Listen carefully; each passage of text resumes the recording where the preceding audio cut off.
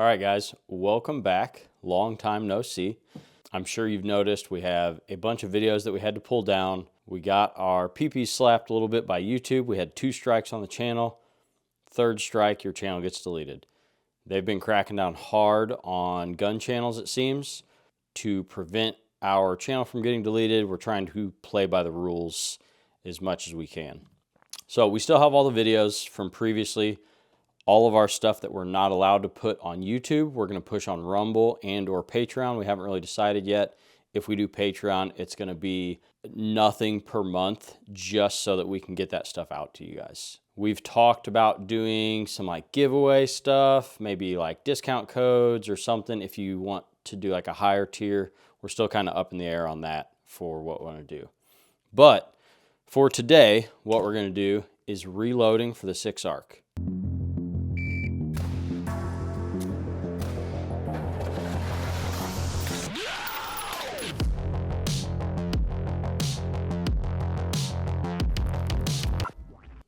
So it's going to be a really straightforward range video with a little recap at the end with basically a ballistic chart going over everything. My main goal for this whole project is to see if it's worth reloading.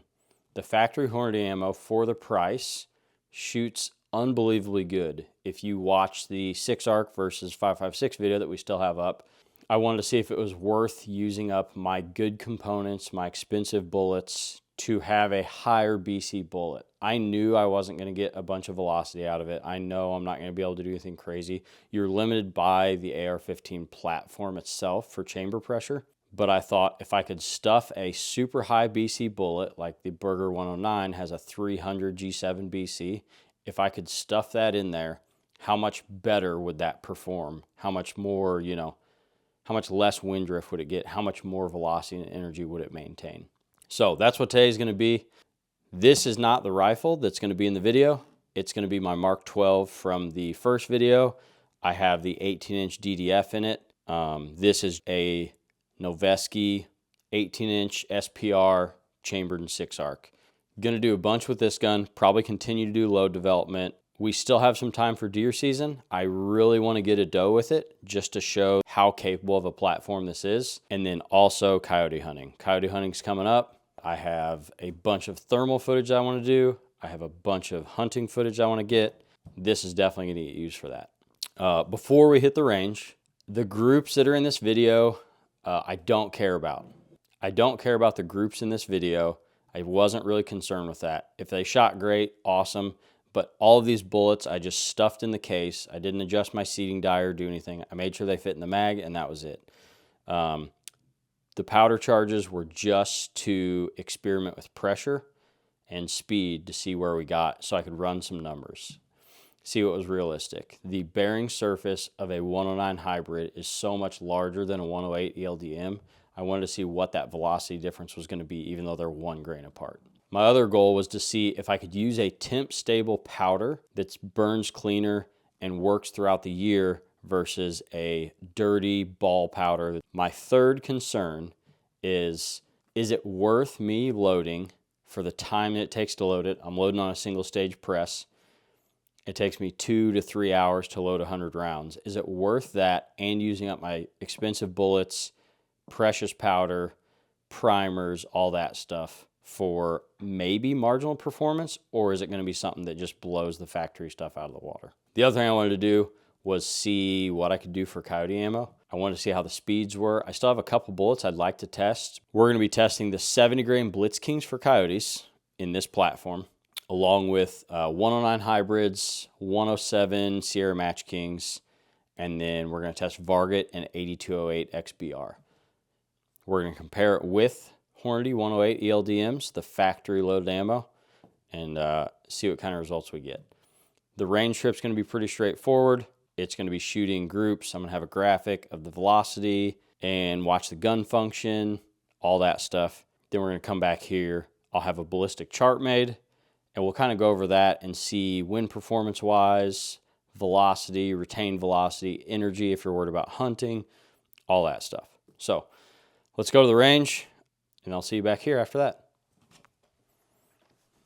Also, this goes without saying, Somebody's lawyer probably would recommend this. Don't copy these loads. These are these loads for this barrel with this bolt with my brass in my weather conditions.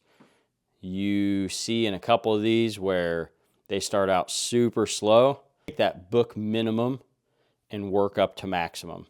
Do not start at max. Do not start with whatever these loads are. Don't just copy this and run. So let's go to the range.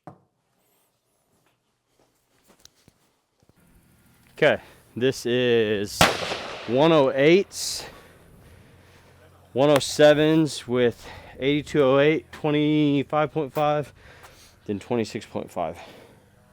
So first thing we're gonna do here is the factory Hornady 108 ELDMs. I know this thing shoots those good. So we're gonna start a new session here. I'm gonna shoot 5 of these. And then I'm gonna go 5 of Sierra 107 Match Kings with 25.5 of 8208. And then 5 more 107 Match Kings with 26.5 of 8208. I'm not gonna do too many of those because I know everybody's gonna cry that you can't get 8208.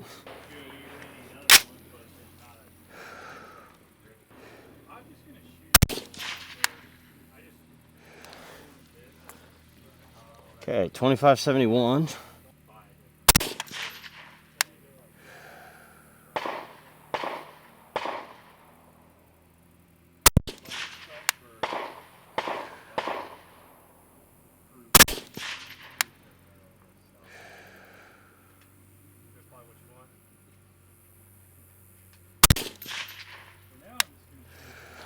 Got 5.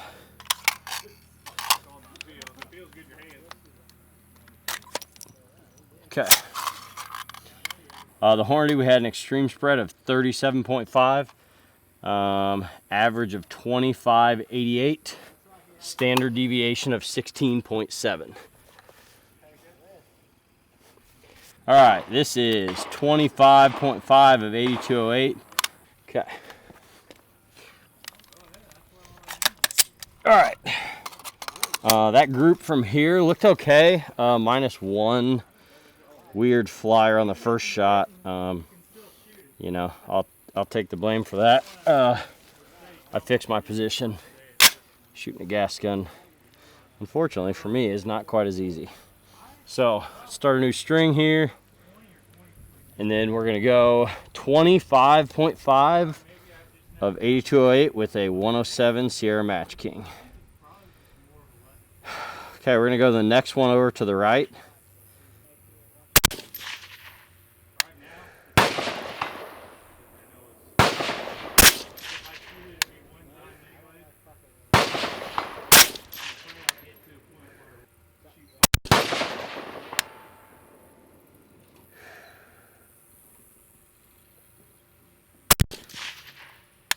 Okay, so there's 5, extreme spread of 36.5, average 24.65, standard deviation of 13.9.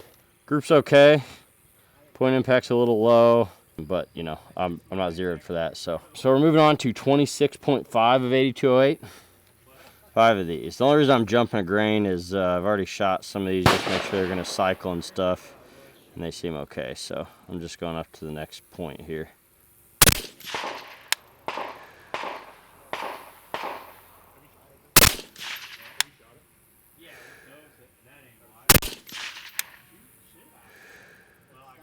Yep. Okay, a little misfeed there. I noticed that last time at the really high pressure stuff. I don't know if the bolt's overrunning. I just need a little bit more, a heavier buffer or something. Trigger reset. Okay. Group wise, again, nothing to really write home about. 2/10-ish wide. Average 25.66. Extreme spread of 23.3. Pretty decent. This is about what factory Hornady 108 ELDM ammo shoots. So outside of trying to get the groups better, you know, it may or may not be worth hand loading those.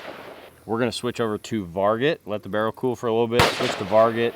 I got 109 hybrids and some more 107 Match Kings. 27 first and 27.4. Okay, let's get a new string going here for the Match Kings with Varget.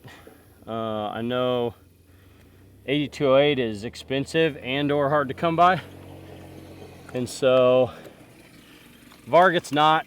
Pretty easy, good temp stable powder. There's no way that's not going to come across this video. Probably. Okay, whatever. We'll shoot it. You guys can cry about the audio. Old Randy's out there just working. Okay. So this is 27 grains of Varget. Sierra 107 Match Kings.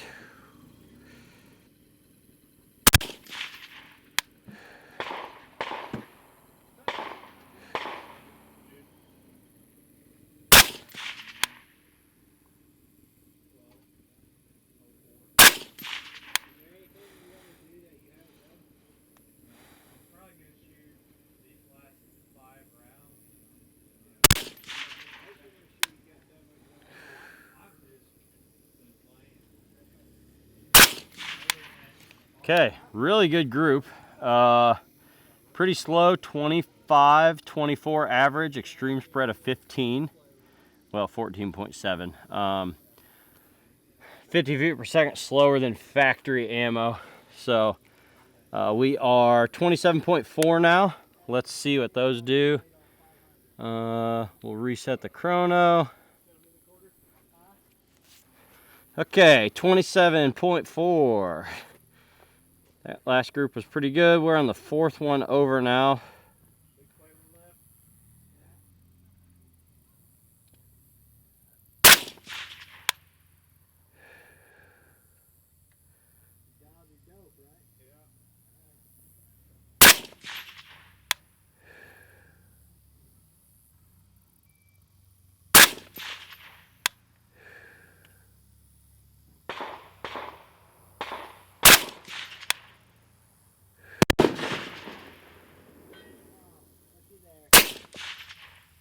Okay, another good group. One weird flyer. Average of 25.42, extreme spread of 16.9. Still a little bit slower than the factory ammo, but that seems pretty good. Let the barrel cool for a little bit, and then we're gonna try the same powder charge with Burger 109 hybrids.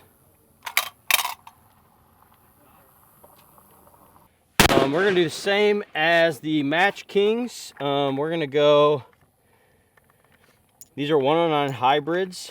I kind of wonder with these, how these are gonna work because the bullet is so far down in the case. You know, if we're gonna have some sort of pressure issues or not, but it would be nice because these have a 300 G7 BC, which is a lot better than the 108s and the 107s typically. I don't think with the heavies we're gonna get enough speed to beat the Hornady factory stuff really without using a shitty temp unstable ball powder.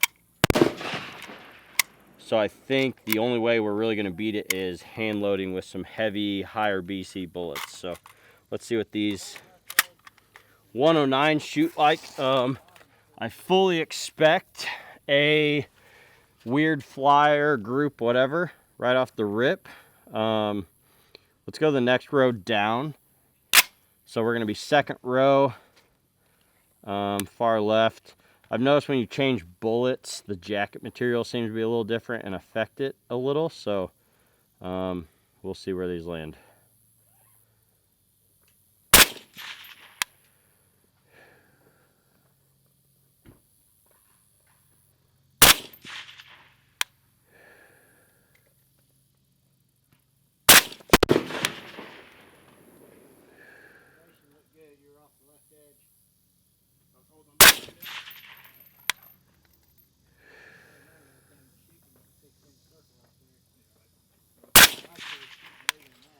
Okay, 2481, quite a bit slower. Extreme spread of 19.4, so Varget works. Just definitely not the velocity I'm wanting out of these. All right, one more over. This is 27.4. Maybe we can get a little better group out of this one than the last.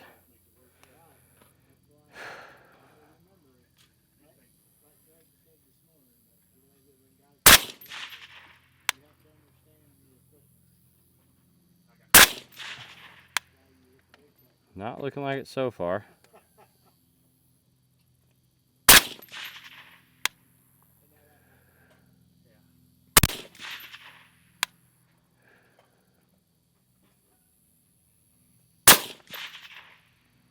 Okay, good group minus the first flyer, which, you know, I kind of expect until I have some good load development done and stick with a bullet. I'd be perfectly okay with that group. If I'm aiming at the center of it, it's about, you know, a 1/10 in every direction. Again, minus that one flyer. So, I forgot to reset the chrono. We're probably right about 2,500 feet per second average there.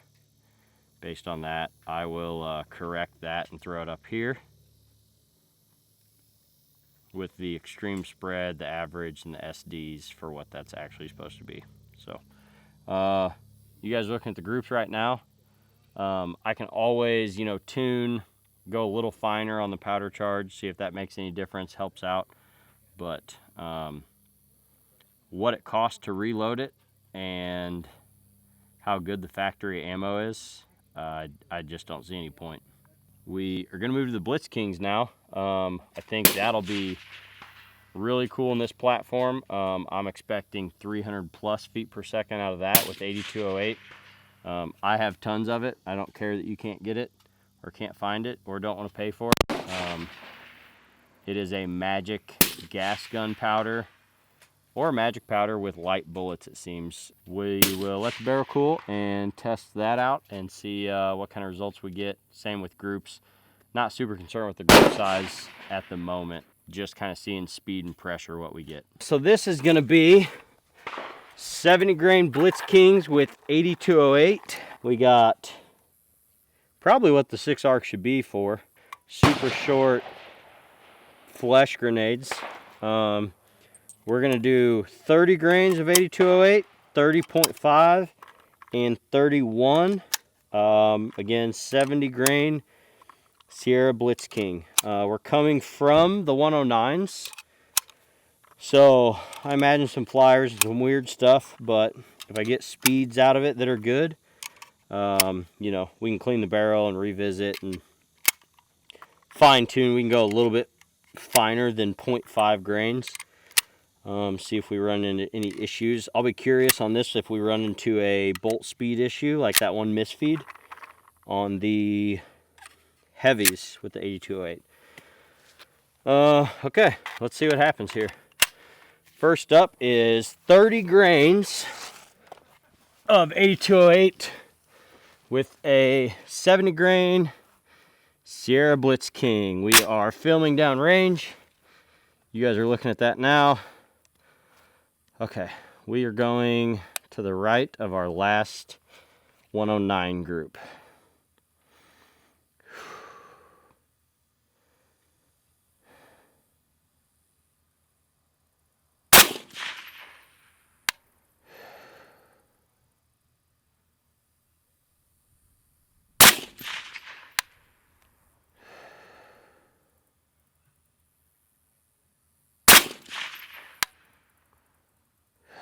$3,100 already, okay.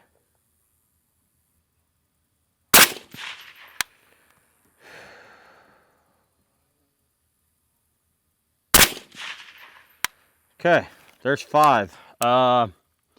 Average of 3103, extreme spread of 16.7, standard deviation of 5.7. Group looks pretty good.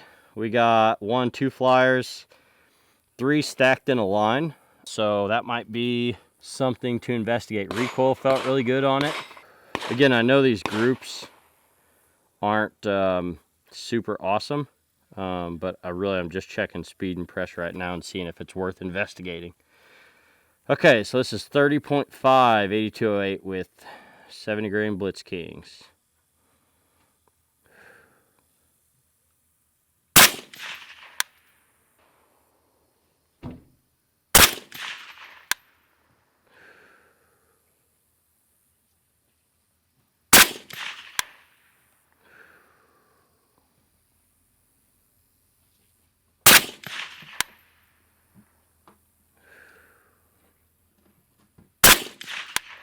Okay, horrible fucking group.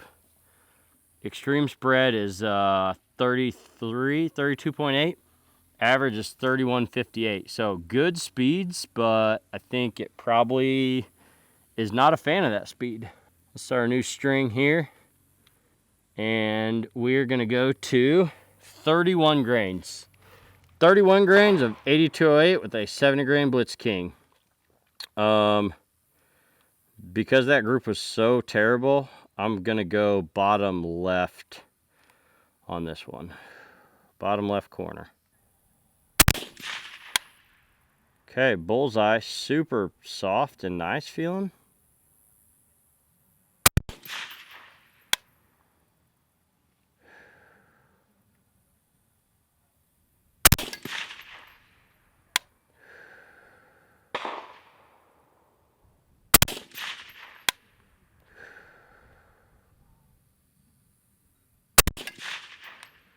Okay, another terrible shotgun group. But good speeds, 3200 average, 3199.5, extreme spread of 22.4.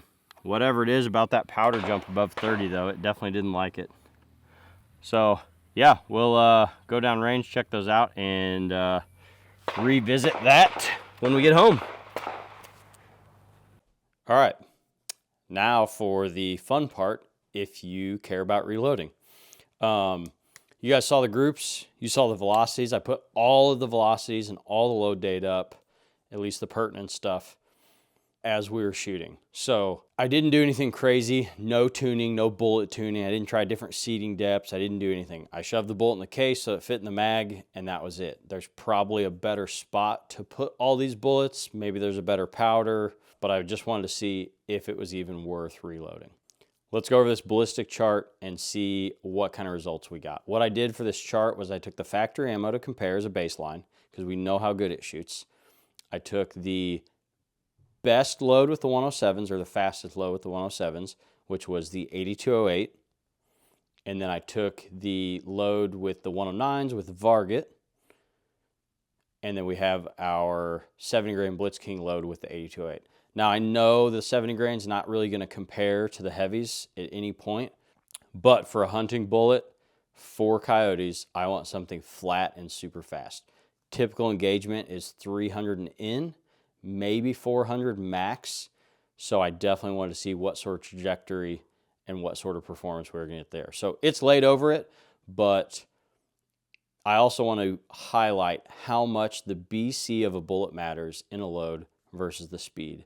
There's no amount of speed you can add to a bad BC bullet to hang with a slow heavy. There's just not in the same caliber. Hopefully this chart shows you that. I'm going to pop it up here and we'll go over it. All right, so first thing I did, obviously we know at 100, it is what it is. We know what the muzzle velocity is. We have the muzzle velocity. So 100 yards, they're all going to be the same. 200 yards, they're all going to be pretty similar. The wind's not going to affect any of them much. The drop's all going to be pretty much the same because the velocity is the same. So we're starting at 300 here. So at 300 yards, the factory 108 ELDMs shot 2588 feet per second from the muzzle.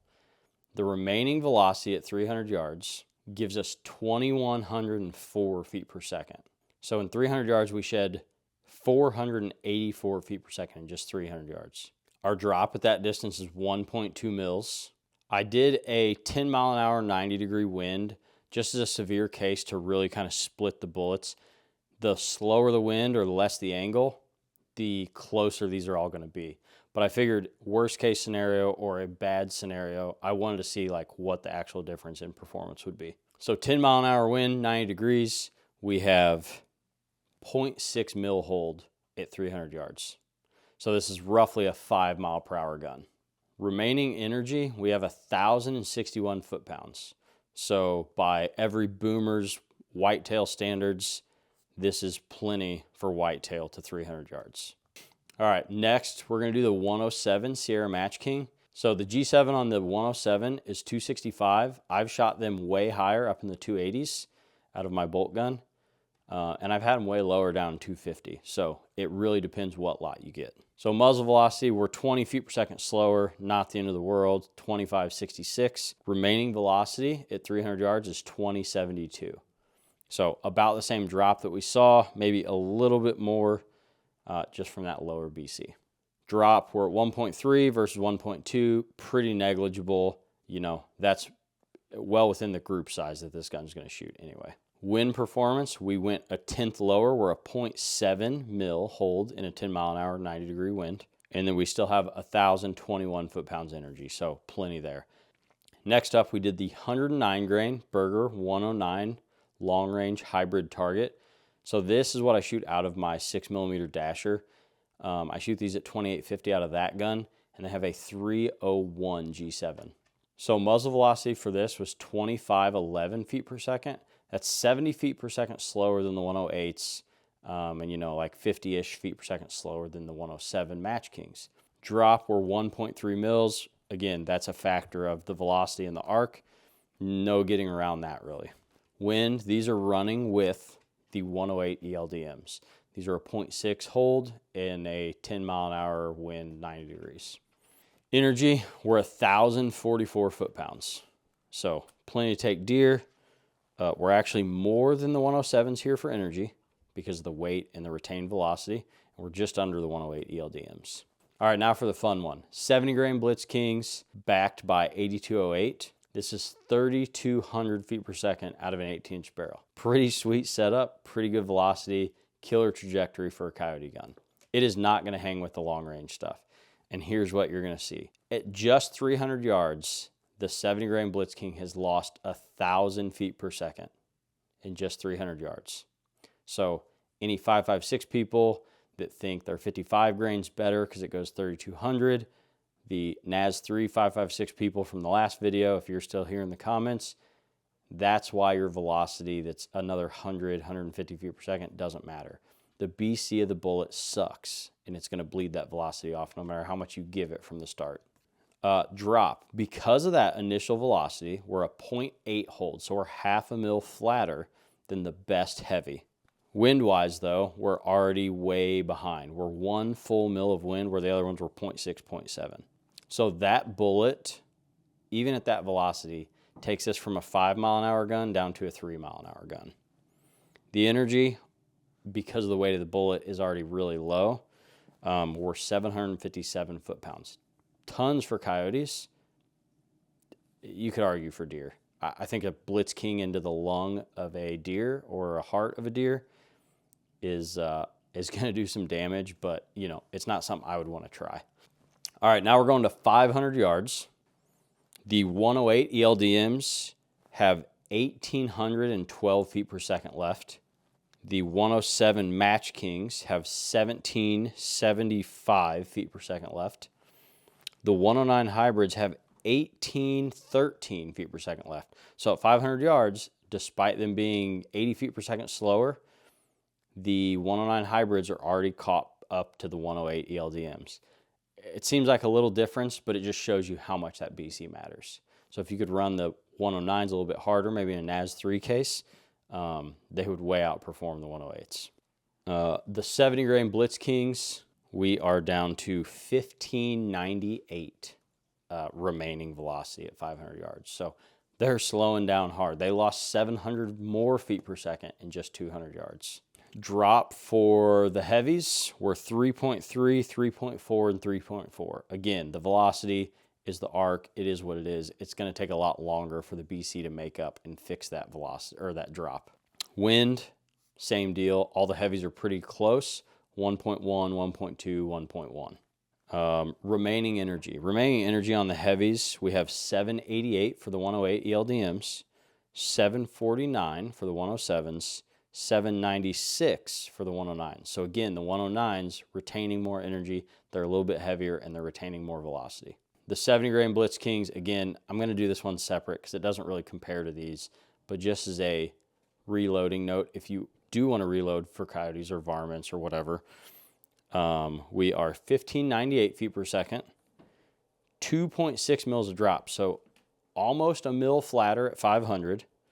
So that velocity that started out really changes that arc and keeps this bullet super flat. Wind, horrible. Almost 2 full mils at just 500 yards in a 10-mile-an-hour wind. Energy, we're already below 400 foot-pounds, 397 foot-pounds of energy at just 500 yards. Again, it's a light bullet, bleeding off velocity fast. It's not going to hang on to it. Okay, 800 yards.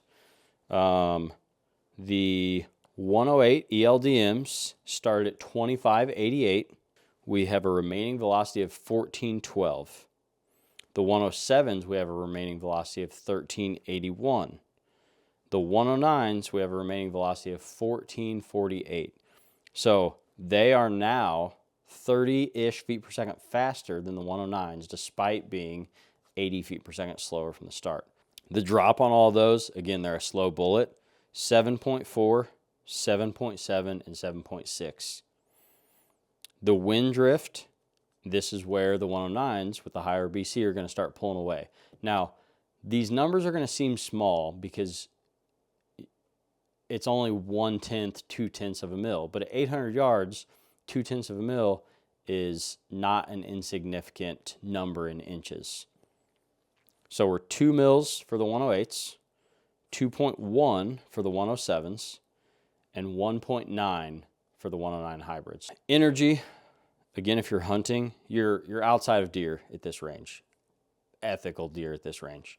If you're at a 2 mil wind hold, you're not going to call wind good enough. You shouldn't be shooting deer at 800 yards with a 6 arc, in my opinion.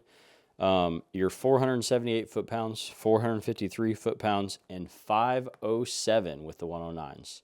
So we are now 30 feet per second higher than the 108s for foot-pounds of energy. Now the 70 grain Blitzkings. This is where these things absolutely tank. They probably tanked shortly after 500 yards, but we didn't see it because I skipped to 800. We have 1,020 feet per second left. So we're missing a lot of velocity here. That flat trajectory now is totally gone. We are 8 mils worth of elevation hold. The wind here, again, super low BC. I don't care that it was 3,200 feet per second. The BC is so low, we are double the wind. We are 4 mils of wind at 800 yards. The energy is non-existent. It's basically a pellet gun or a 22 at this point. 162 foot-pounds of energy. I don't know if it's a pellet gun. Pellet guns are like 20-ish, something like that. But terrible. I mean, I guess you'd use it on squirrels here. All right, now the number everyone cares about for no reason other than the performance that this gun gives you compared to a 5.56 at 1,000 yards. The 6 arc is so capable at 1,000 yards compared to the 5.56. It killed it. I know you guys think the NAS 3 cases help and blah, blah, blah, blah, blah, but they don't.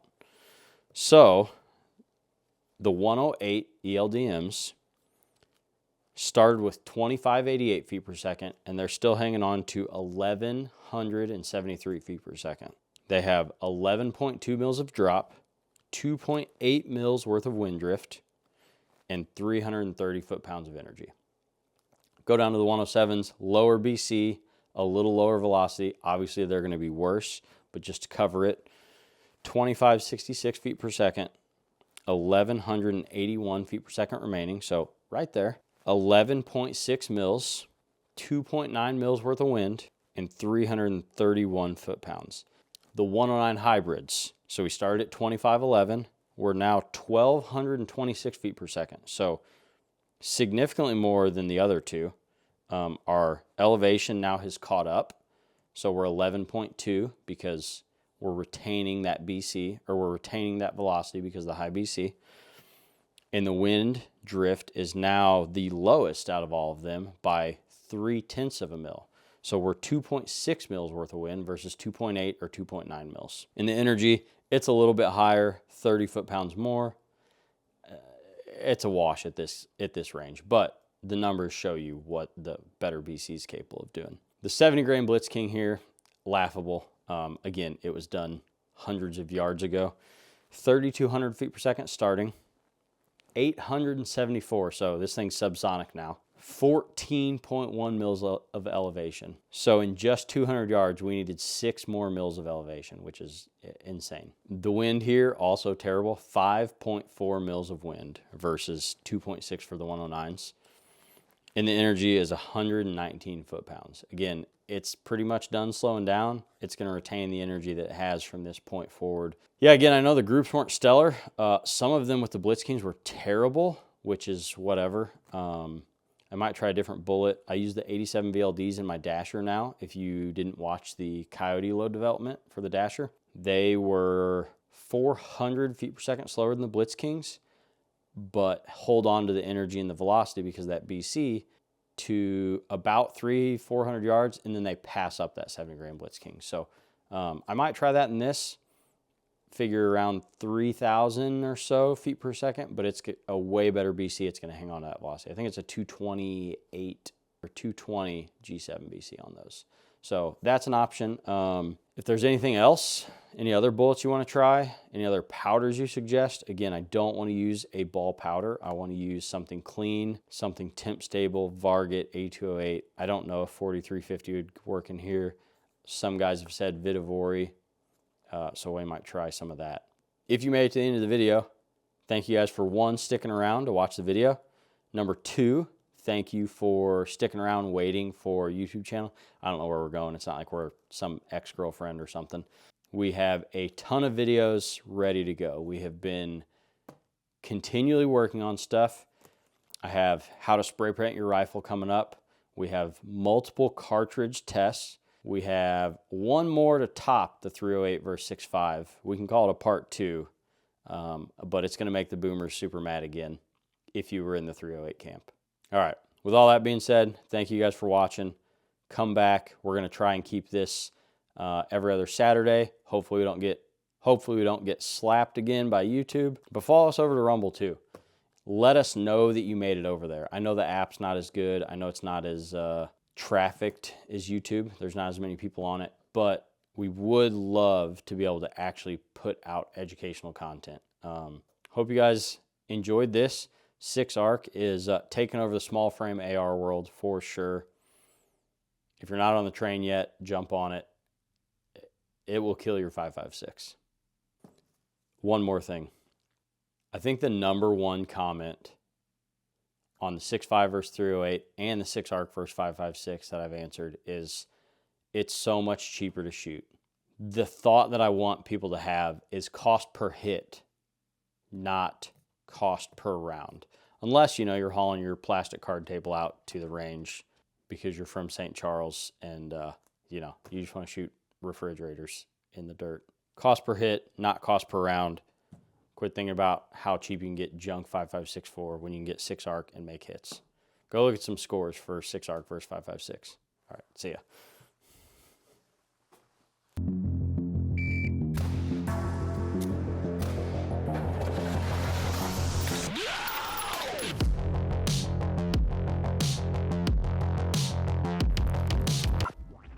Thanks for watching. Share, like, whatever you want to do. Comment, tell Alan he's short, stupid, I'm ugly, stupid, whatever it is.